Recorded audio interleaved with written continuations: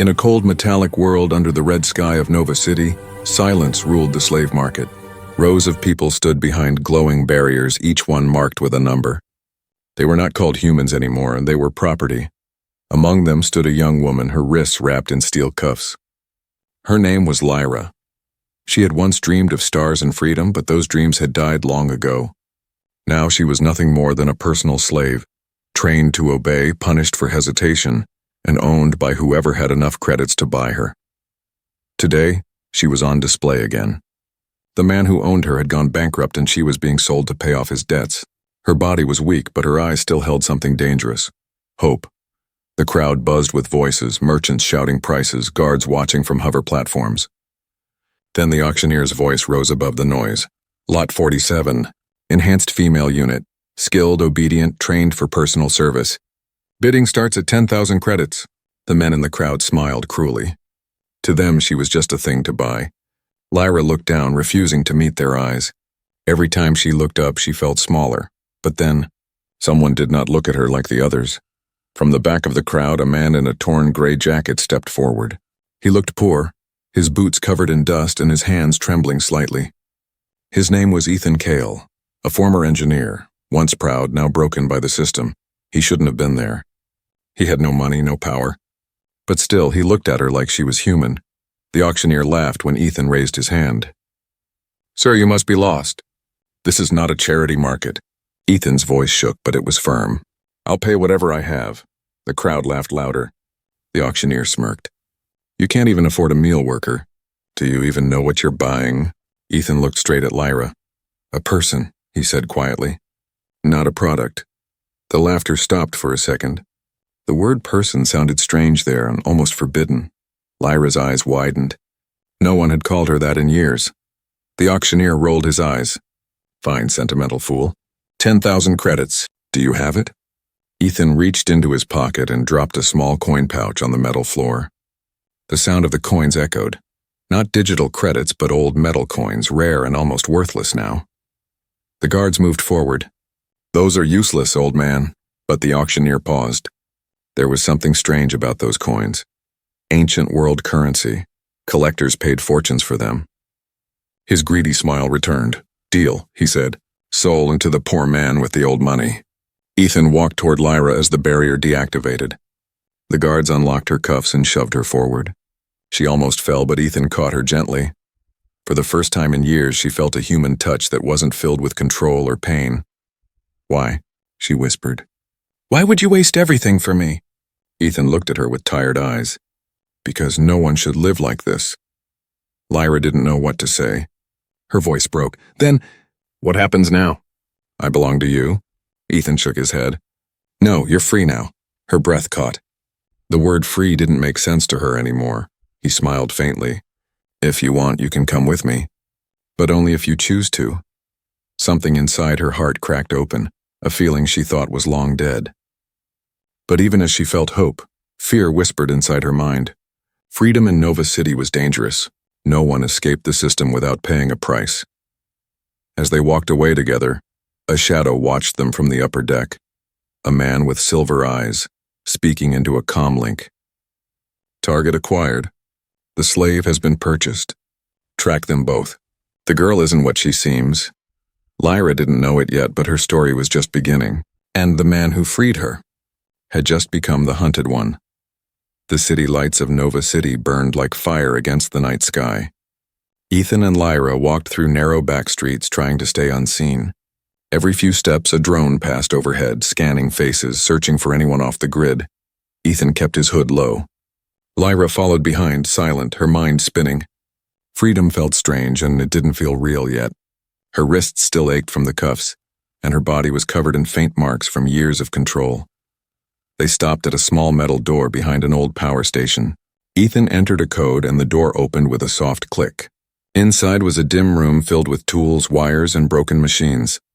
"This is where I live," Ethan said quietly. "Not much, but safe." Lyra looked around. There was a small bed, a table, and a half-broken robot in the corner. Everything smelled of oil and dust, but there was warmth here. Something she hadn't felt in years. Ethan handed her a blanket and some water. "You should rest," she nodded, but her eyes stayed on him. You used your last coin for me. Why? He smiled weakly. I used to build things that mattered. Machines that helped people. But then the system changed. The rich turned technology into chains. I couldn't fix the world, but maybe I could fix one life. Lyra's throat tightened. No one had ever spoken to her like that. But as Ethan turned to his workbench, she suddenly felt something sharp in her head, like a spark. A flash of light burned behind her eyes. She gasped and stumbled. Lyra! Ethan rushed to her side. What's wrong? She pressed her hand to her temple. I don't know. I see things. Data, faces. Her eyes glowed faintly blue. Lines of digital code flickered across her vision. Patterns, coordinates, security grids. It wasn't pain, it was information, locked inside her mind. Ethan stared in shock. You're not just human, are you? Lyra's breath trembled. I didn't know. They never told me. But I remember now. Someone put something inside me, before they sold me. What kind of something? Ethan asked, heart pounding. She looked up, her voice shaking. A key. I think I'm carrying something powerful, something they want. The broken robot in the corner suddenly came to life, its eyes turning red. It stood up, aiming a scanner at Lyra. Identity match found. Subject L47 active. Ethan grabbed a wrench and smashed the robot's head before it could transmit. Sparks flew. Damn it, he said. They're tracking you. Lyra's hands trembled. I didn't mean for this. Maybe I should leave. No, Ethan said firmly. You're not alone anymore. We'll figure this out together. Just then, a loud thump echoed outside. The lights flickered. Ethan looked at the screen. Surveillance drones approaching. They found us, he whispered. Lyra's heart raced. What do we do? Ethan grabbed a small bag, stuffed it with energy cells and a map chip. We run. They dashed through the back door into the misty night. Red beams scanned the alleys behind them. One drone spotted them and fired a pulse. The wall exploded beside Lyra, throwing dust into the air. Ethan pulled her into a narrow tunnel. The city roared above them as alarms blared. As they ran, Lyra's vision flashed again. A glowing map appeared inside her mind. This way, she shouted. I can see the exits. Ethan followed her lead through the maze of tunnels. He didn't question how she knew. After what felt like hours, they reached the outskirts and the ruins beyond the energy walls. The city glowed behind them, distant and dangerous. They stopped to catch their breath. Lyra looked at her hands, still shaking. Why me? Why did they do this to me? Ethan placed a hand on her shoulder. Because they fear people who can think for themselves. Maybe whatever is inside you can change everything. She looked into his eyes. For the first time, she saw something beyond fear. Trust. But in the shadows, the man with silver eyes watched from afar through a drone feed. Confirmed, he said into his comlink. The slave is not human. She's the lost prototype, Project Starborn. Recover her alive. The man can be eliminated. The drone powered down silently.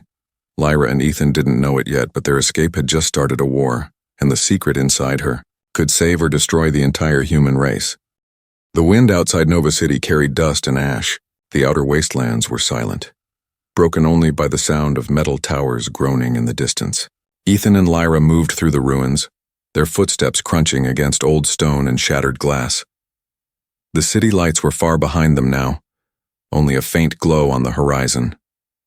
Lyra wrapped the blanket around her shoulders. She still felt cold, though the night air was warm. Ethan stopped beside a half-collapsed wall and spread out a small holomap. We'll rest here, he said. By morning, they'll be searching every sector for us. Lyra nodded quietly, but her mind was restless. Since she'd discovered the strange code inside her, everything felt different. Sometimes she could hear a distant signal, whispers in her mind like machines trying to talk to her. What if they find us? She asked. Ethan smiled faintly. Then we keep running. I didn't spend my last coin just to lose you the next day. She looked at him, confused. Why do you care so much? You don't even know me. He took a deep breath. Because I once built something like you. A machine that could think, feel, and dream. The government called it dangerous. They destroyed everything, my lab, my friends. I thought it was over. Then I saw you at the market. And I saw hope again. Lyra's eyes softened. So you think I'm like your creation? He shook his head. No, you're more than that. You're alive. Before she could answer, a low hum filled the air. Ethan's hand went to his pulse gun. Drones, he whispered. A beam of red light cut through the night sky, scanning the ruins. Then another. And another. The hunters had arrived. Ethan grabbed Lyra's hand. We move now. They ran through the ruins, ducking behind broken walls as plasma shots tore through the air. The drones were fast, too fast. Lyra's pulse raced. Suddenly, her vision flashed again. She could see lines of code, the drones' paths, their weak points. Ethan, I can stop them, she shouted. Don't risk it, he yelled back. But Lyra had already placed her hand on the ground. Her eyes glowed bright blue and thin energy lines spread through the dirt like veins of light. The drones froze mid-air. Their red eyes blinked, confused. Then one by one they turned on each other. Explosions lit up the night. Ethan stared in shock. How did you... Lyra fell to her knees, breathing hard. I don't know, it just happened. He helped her up. You hacked them without even touching a console. That's not human. She looked scared. Then what am I? He didn't answer. He didn't know. The man with silver eyes far away inside a black tower in Nova City, Commander Voss watched the burning drones through a holographic feed. His silver eyes glowed coldly. She's evolving, he said. The old code is still active. The officer beside him hesitated. Should we send ground units? Voss turned sharply. No, she's not a target. She's the key. If she dies, the whole system dies with her. And the man? Voss smiled thinly. The man is a problem that will solve itself. The hidden refuge by dawn, Ethan and Lyra found an old transport tunnel buried under the sand. Inside, the air smelled of rust and age. They followed the dim path until they reached a small underground camp. A group of people looked up as they entered. Rough faces, dressed in scavenger gear. One of them, a woman with mechanical arms, stepped forward. Who are you? She asked. Ethan raised his hands. We're just looking for shelter. She eyed Lyra suspiciously. She's not from the city, is she? Lyra stayed silent. The woman finally nodded. Fine, you can stay the night. But no trouble. They sat by a fire made from burning circuits. The people talked quietly about rebellion, about fighting the system that owned everything. Lyra listened, realizing these people were like ghosts, survivors who refused to obey. For the first time, she felt like she belonged somewhere. Later, when everyone was asleep, Ethan repaired a small transmitter. If I can access their network, I might learn who you really are, he said. Lyra hesitated. And if you don't like the answer? He smiled sadly. Then we run faster. He connected the device. The screen flickered. A logo appeared. Project Starborn. Status active. Under it, words began to scroll. Subject L-47, genetic hybrid. Created to merge human emotion with machine intelligence. Purpose, unlock the Stargate sequence. Ethan froze. They used you to open something. Something big. Lyra's eyes widened. The Stargate. It's real? Before he could reply, a voice echoed from the transmitter. Cold and mechanical. Subject located. Transmission trace complete. Prepare for retrieval. Ethan's face turned pale. They found us again. Lyra stood up, her eyes glowing with fear and power.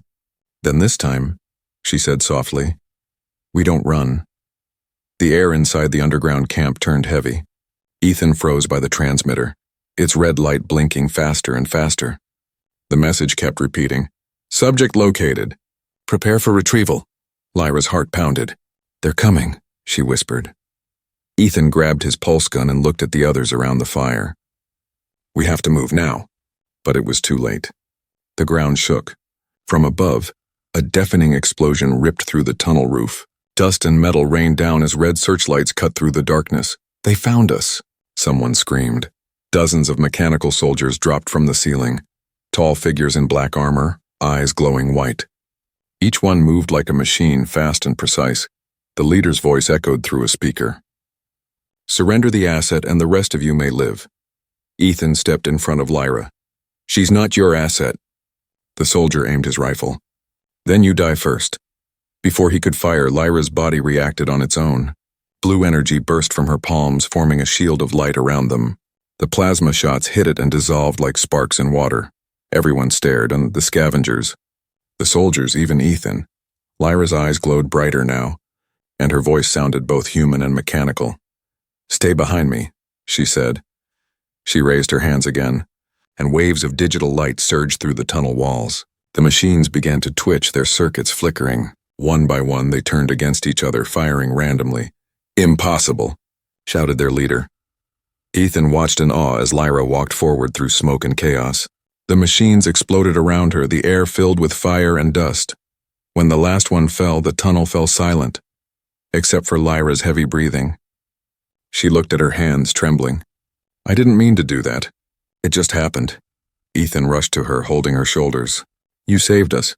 That's what matters," but inside she was terrified. Every time she used her power, something inside her felt less human.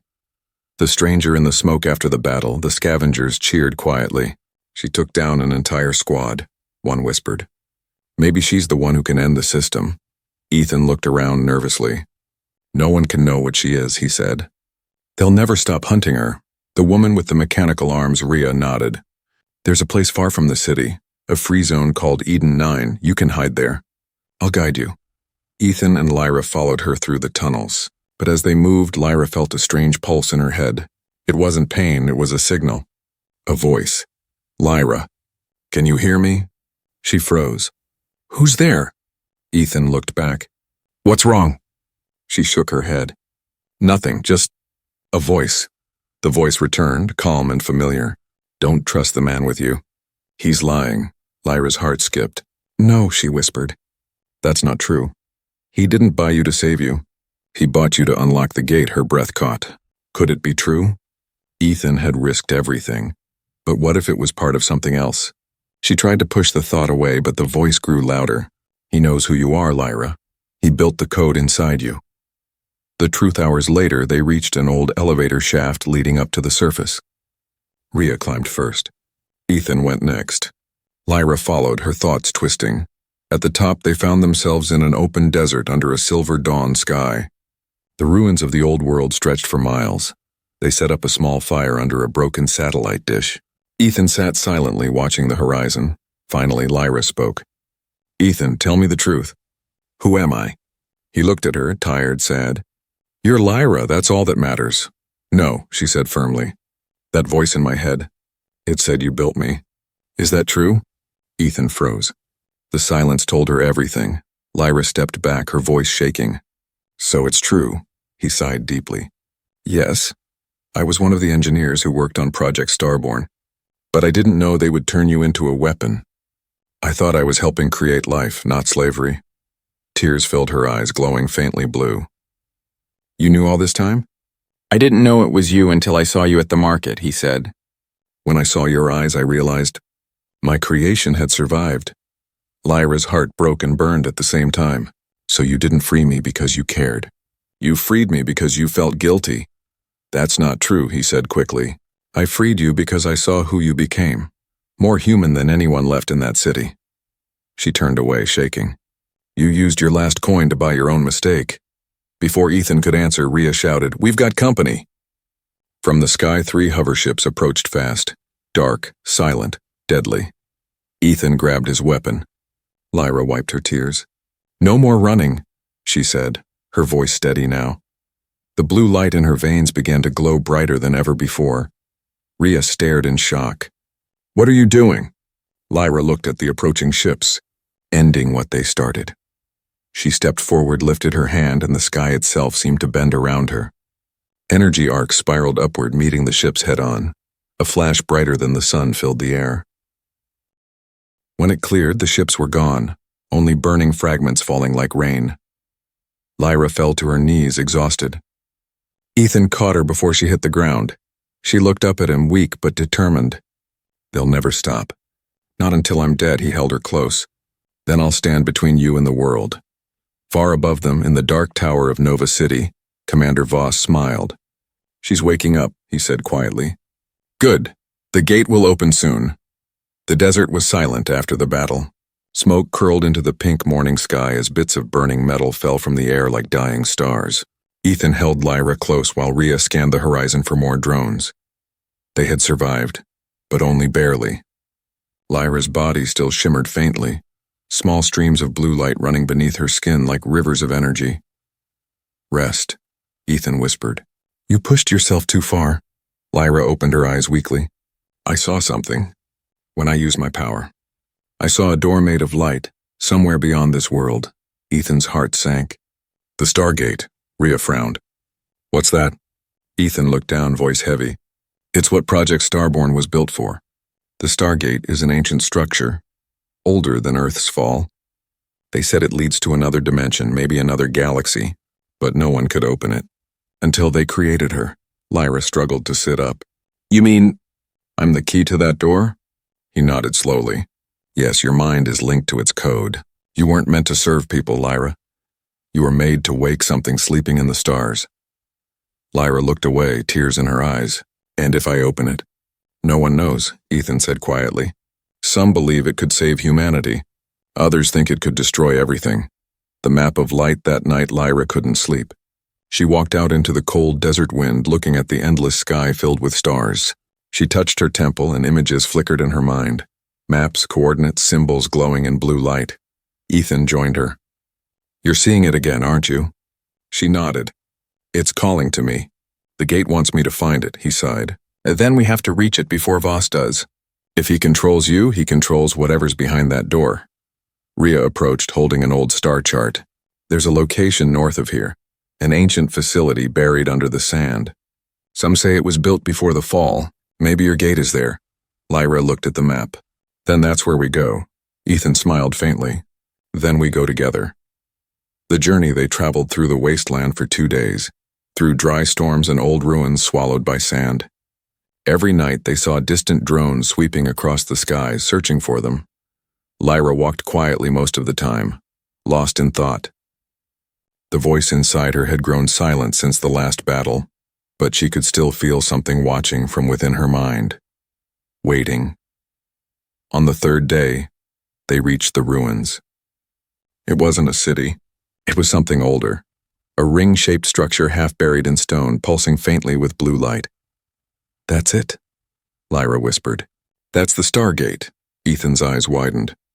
The structure was massive, a perfect circle etched with symbols that glowed faintly under the dust. It looked alive. Rhea shook her head in disbelief. It's beautiful and terrifying. As they stepped closer, the ground trembled. A deep hum filled the air, like a heartbeat. Lyra's body reacted. The blue light under her skin began to glow brighter, matching the rhythm of the gate. It's responding to me, she said softly. Ethan placed a hand on her shoulder. Don't get too close yet. We don't know what it'll do, but it was too late.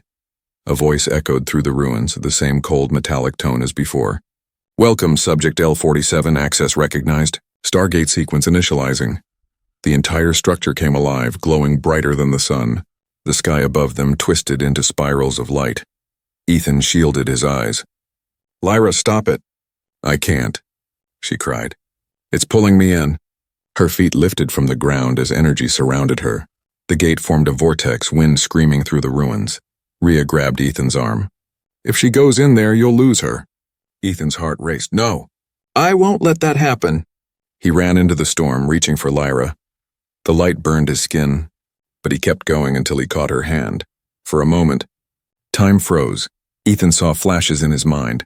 Other worlds, stars collapsing, machines worshipping a being made of light. And in the center of it all, Lyra standing like a goddess surrounded by galaxies. Then the vision shattered. The light faded. The gate went dark again. Ethan fell to his knees, still holding her hand. Lyra's eyes flickered open, weak and confused. What happened? She whispered. You stopped it, Ethan said, breathing hard.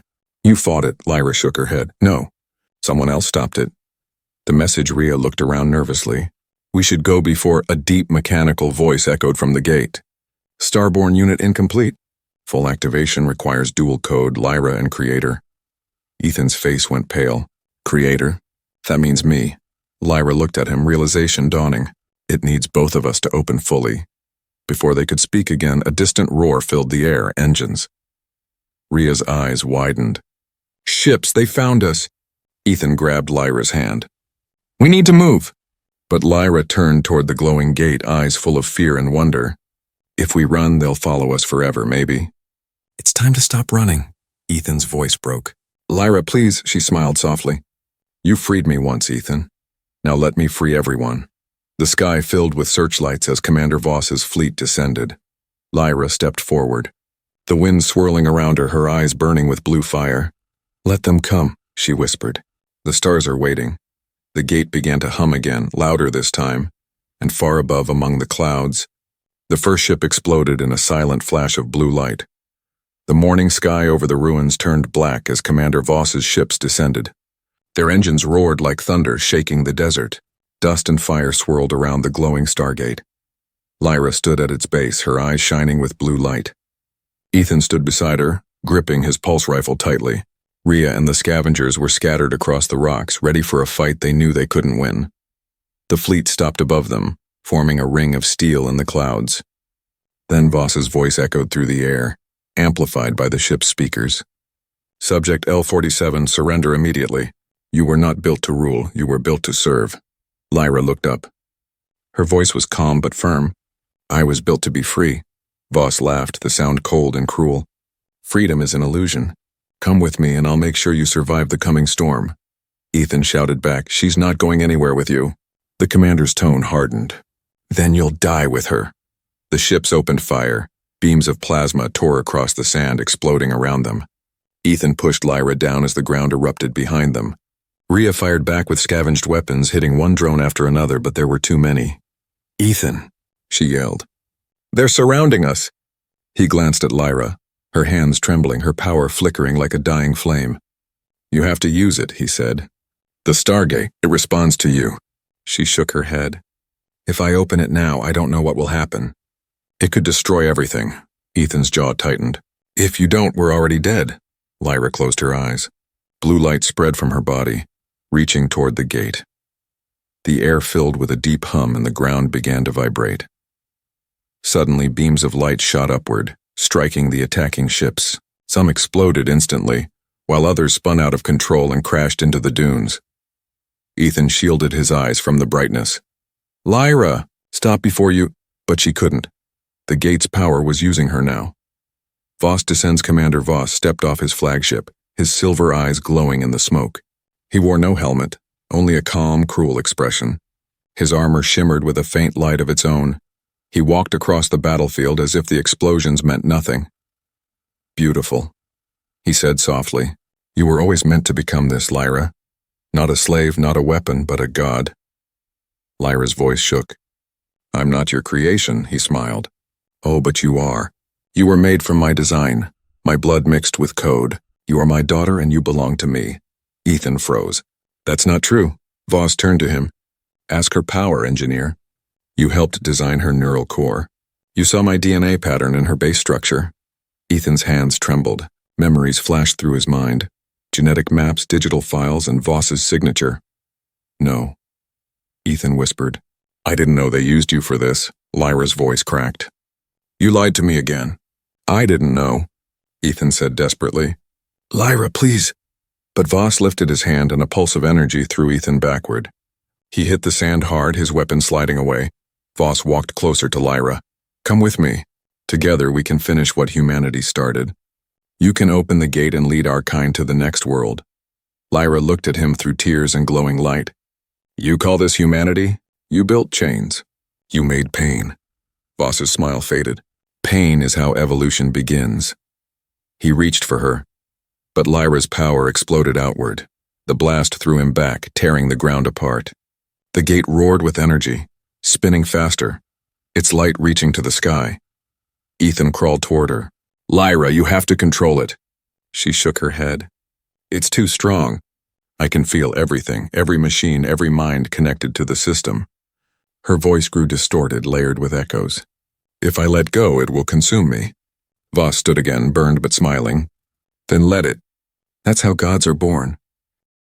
The choice Ethan forced himself to stand, reaching her through the storm. He took her hands, ignoring the burning heat of her power. "Lyra, look at me," he shouted. "You're not a god. You're human enough to cry, to love, to care, and that's what makes you stronger than him." Her glowing eyes softened. "Ethan," he smiled weakly, "you once asked why I spent my last coin on you. It wasn't to fix my mistakes. It was because I saw something in you that I thought the world had lost, and kindness." She shook her head, tears falling like liquid light. "If I stop now, he'll kill us all." "Then I'll die with you," Ethan said quietly. But you won't die as a weapon, you'll die as you. Lyra stared into his eyes, then looked at Voss, standing near the burning wrecks, shouting orders to his troops. The blue light around her grew brighter, sharper. No, she said softly. Not today. She pressed her hands to the ground. The energy from her body poured into the stargate. The hum rose into a scream. The sky split open. A column of blue fire burst upward, swallowing the ships and the soldiers. Voss shouted in fury as the energy reached him, and then he was gone, vaporized in the storm of light. Ethan held Lyra as the world around them trembled. The gate glowed like a sun. Lyra, stop! You'll burn yourself out, he cried. She smiled faintly. If this saves someone else from being a slave, it's worth it. The light engulfed them both. When the brightness faded, the battlefield was silent. The ships were gone. The gate stood open, humming softly, peaceful now. Ethan lay on the sand, barely conscious. Lyra was nowhere to be seen. Only a faint trail of blue light floated upward into the stars. He reached toward it, whispering her name. Lyra. The light flickered once like an answer, then vanished. Far above, in the endless void, the stargate pulsed once more, waiting. The desert was quiet again. The war was over, or at least it looked that way. The black sky above Nova City was still, and the great stargate stood open, glowing faintly like a dying sun. Ethan woke slowly, his body weak and burned. His ears still rang from the explosion and his vision blurred. He lay in the sand, surrounded by wreckage, broken machines, fallen drones, and the shattered remains of Voss's army. Lyra, he whispered, no answer. Only the soft hum of the gate filled the silence. He pushed himself up with trembling arms. His legs barely worked, but he forced himself to stand. The air smelled of metal and dust. Above him, fragments of ships still drifted in the wind. He looked toward the gate. It was still alive, spinning slowly, the blue light flickering like a heartbeat. Ethan took a step forward. Lyra, where are you? The voice in the light, then he heard it, faint like a whisper carried by the wind. Ethan. He froze. Lyra? The light from the gate pulsed gently, and there, queen in the center, he saw her. A figure made of light and code standing within the circle. Her face was calm, her hair flowing like glowing threads. It was Lyra, but not the same. Ethan, she said softly. Her voice was everywhere, like the air itself was speaking. I didn't die. I became part of the system. The gate didn't destroy me. It connected me. He stepped closer, tears burning his eyes. You're alive? In a way, she said. My body is gone, but my mind, my soul, it's here. The gate opened, not to another world, but to another state of being. He shook his head. You can come back. I can rebuild your body. Lyra smiled sadly. No, I've seen what's beyond. I can't return. The wind blew through the ruins, carrying the soft hum of the gate. Ethan's voice cracked. I promised I'd protect you. And you did, she said. You freed me. You showed me what it means to choose. That's something no one ever gave me before. He took another step forward, his hand reaching toward her. But the light shimmered. She was there, yet not there. His hand passed through her image like mist. Don't cry, Ethan, she whispered. You gave me a name, a purpose, a heart. You made me more human than the ones who built me. The truth of the gate. The gate brightened again, and Lyra turned her gaze upward. I know now what the gate truly is. It's not a weapon, and it's not a doorway to another planet. It's a bridge between the human mind and the machine soul. It was built long before us by those who believed both could live as one. Ethan frowned through his tears. Then why did Voss want it? Because he wanted control, Lyra said. He wanted to erase the human part and rule through perfection. But the gate rejected him. It only answers to those who understand both sides, human and artificial, heart and logic. Her light flickered softly. Now I guard it. I will keep it from anyone who seeks power. Ethan fell to his knees, unable to speak. The woman he'd freed, the one he'd risked everything for, was now something beyond him. Beyond anyone. Lyra knelt beside him, though her body was only light. Don't lose hope, Ethan. The world still needs you. Tell them what we learned. That humanity isn't in the flesh or in the code. It's in compassion. He looked up at her glowing face. I can't do this alone. Her smile was warm. You won't be alone. I'll always be here. In the stars, in the light, in every signal that travels through the sky. A single tear rolled down his cheek. "Lyra!" She reached out, her light hand brushing his face like a soft breeze. "Goodbye, my freedom." The gate flared one last time, a wave of soft blue light spreading across the sky like dawn. When it faded, she was gone. Epilogue. 1 year later, the ruins of Nova City were quiet again, covered in sand and silence. But rumors spread of a man who walked the wastelands, fixing broken machines and freeing those trapped by the system. Some said he carried a small blue light in his hand, a fragment of something divine. Ethan Kale stood by a campfire looking at the stars. The gate was gone now, vanished into legend, but every night he still heard her voice in the static of his radio. "Don't forget me," he smiled faintly. "Never." He pulled a small coin from his pocket, the same old coin he had once used to buy her freedom. He looked at it for a long time, then threw it into the fire. "Freedom," he said softly, "should never be bought again." The flame flickered blue for a moment, as if the stars themselves had answered. And far beyond the clouds, beyond the reach of man, the stargate pulsed once more, glowing softly like a heartbeat in the dark, proof that Lyra still watched over the world she died to save.